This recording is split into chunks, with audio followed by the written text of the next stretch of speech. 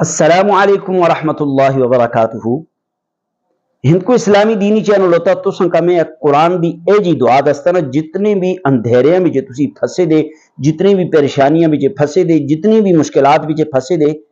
تے اگر اس دعا دا تسی کثرت نالے ورد کر لے، اس دی کوئی تعداد نے کثرت نالے پڑھ لینا، جتنی بھی تستی زندگی بھی چھے اندھیرے تھے روشنی نالے تبدیل ہو جلے۔ پتہ تھا کیڑی دعا تھی؟